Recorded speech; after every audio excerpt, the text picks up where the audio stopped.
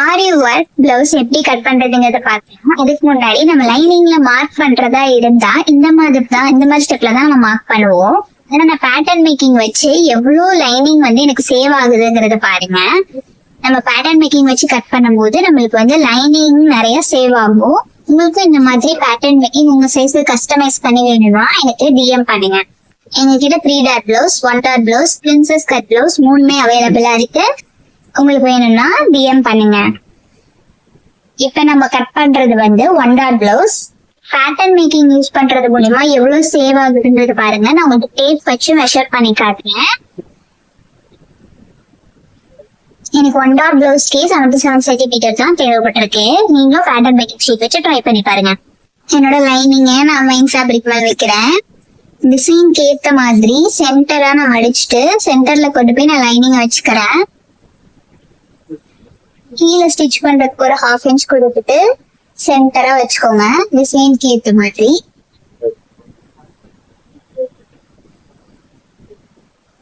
இப்ப கட் பண்ணிடுங்க.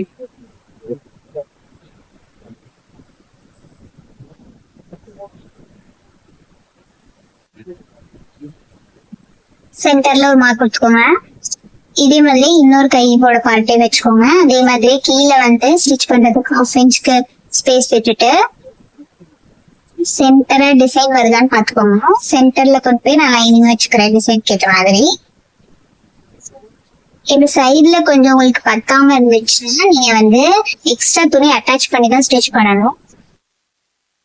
அடுத்து பேக் பார்ட்டும் அதே மாதிரி கரெக்டா அந்த நெக் ஷேப் ஏத்த மாதிரி நான் வச்சுக்கிறேன். நெக் நம்ம ஜாயின் பண்றதுக்கு ஒரு 1/2 இன்ச் மட்டும் விட்டுட்டு நான் கரெக்டா வச்சிருக்கேன். பாருங்க உங்களுக்கே தெரியும்.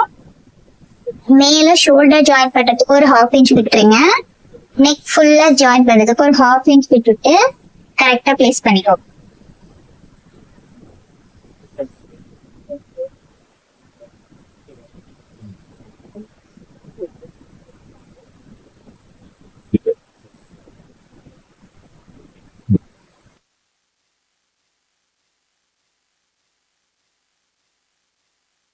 அடுத்து ஃப்ரண்ட் பார்ட். ஃப்ரண்ட்லயும் பேக்ல செஞ்ச மாதிரியே நெக் ஜாயினிங்க்கு 1/2 இன்ச் விட்டுக்கோங்க.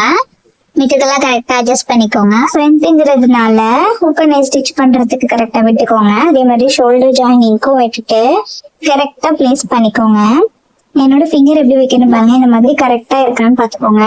உங்களுக்கு இந்த வீடியோ பிடிச்சிருந்துச்சுன்னா லைக் பண்ணுங்க. இந்த மாதிரி யூஸ்ஃபுல்லான கண்டென்ட்க்கு எங்க பேஜை ஃபாலோ பண்ணிக்கோங்க. தேங்க்ஸ் ஃபார் வாட்சிங்.